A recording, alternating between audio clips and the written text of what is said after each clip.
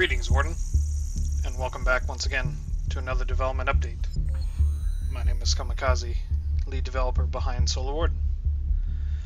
In this video, wanted to demonstrate off the latest in the Planetary Defense Interface, or PDI. This interface acts as kind of the central command hub for the rest of the metagame that you'll experience in Solar Warden. In this video, I wanted to demonstrate off how you will be able to command your fleets of the Solar Warden to engage the silicoid threat before they manage to bombard the planet with their meteors. In order to do so, we can actually look at the left-hand side of the screen here, where we have the Fleet Management tab.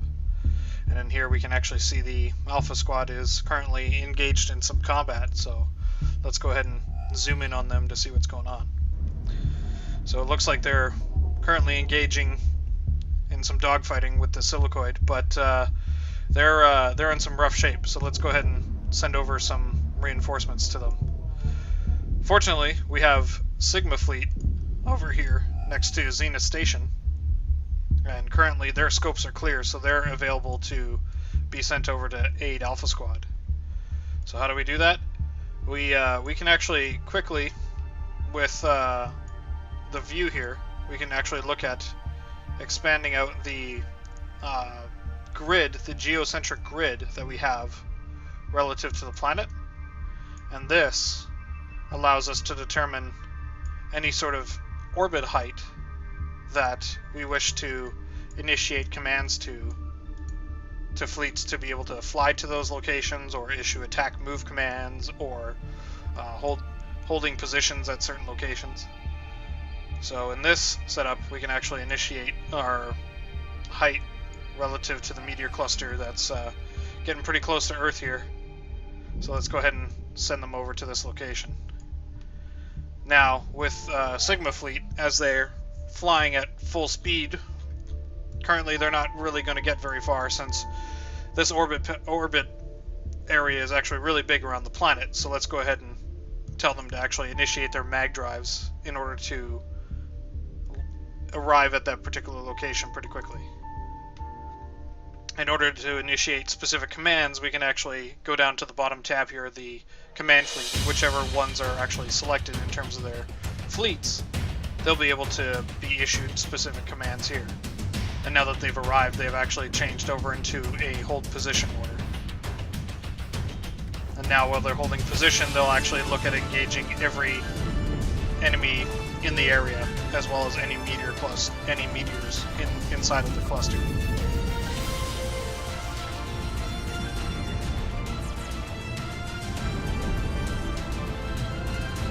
Now that we've ordered the Sigma Fleet to actually head on over here, we can actually look at including Alpha Squadron, which seems to have stayed relatively well. Looks like Polar Bear didn't actually die in this situation. Normally Polar Bear dies for me a lot. We can actually look at combining their fleets together by selecting both of these guys in Alpha Squadron and looking at combining them with Sigma Fleet. In order to do that, we can go down into the bottom tab here that opens up the Move to Fleet command, and we'll move every one of them that are selected in Alpha Squad over into Sigma Fleet. And now we can see here that Polar Bear and T-Rex are now combined with them. So any particular commands that we decide to order to them, such as a new hold position, they will then accommodate that same order, since they're now combined in that same fleet. And it looks like Sigma's actually doing pretty well with finishing off every one of the silicoid that are coming out of here. Fortunately, we have two corvettes here that are actually pretty well at doing some pretty critical damage here against some of the silicoid. And the corvettes are also really good at breaking apart these asteroids. So it makes it pretty quick and dismantling these smaller clusters pretty quickly with the corvettes. Of course, you got to be wary of all the small little engagement fighters, and this is why we have a lot of the Icaruses that are around. But of course, since this is Solo Warden, we don't have to be doing this only in our command structure here, but we can actually look at engaging them directly ourselves. And as soon as Sigma fleet destroys this last meteor, we can actually look at engaging another meteor cluster. There we are. Now that the scopes are clear, we can actually look at what are the other threats that are around as well. So it looks like we have another one that's actually over near Rio de Janeiro, and it looks like it's coming in on the South America side. And it looks like it's going to hit just off of like Chile and Argentina.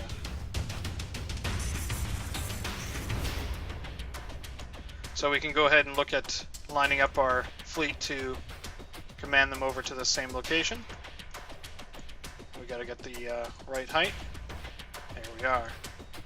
And now let's look at sending them over and activating their mag drive.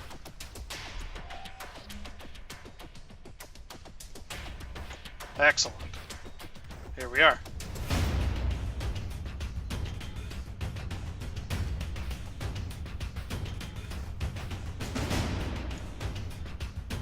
Now that Sigma is engaging as well, let's look at including ourselves in this combat. So we can head over to our hangar and look at joining them ourselves.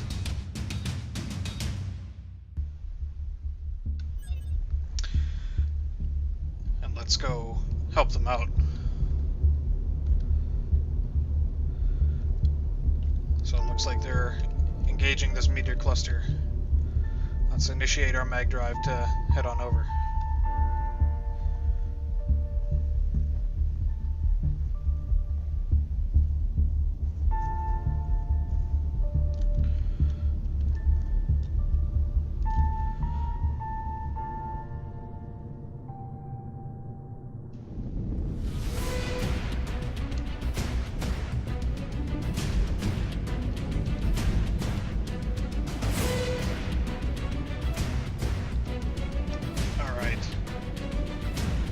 Targets are you guys engaging here?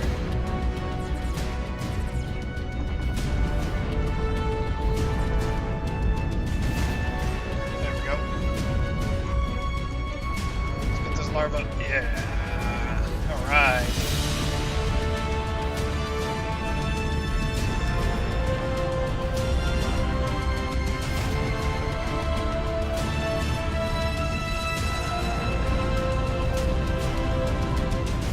Making quick work of this.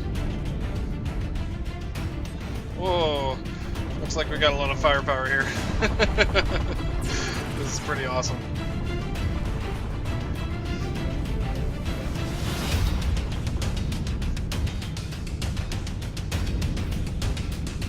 Alright. So, while my fleet is also engaging this, the mega meteors as well are going to pose kind of a problem to my fleet and my AI fleet, since they're not very much equipped to actually take out the mega meteors. The Hyperion is with his giant Gauss cannon, but it's better recommended that you go in yourself and take some of the higher yield explosive devices and actually take them out on the inside yourself. And there's a grub chasing me.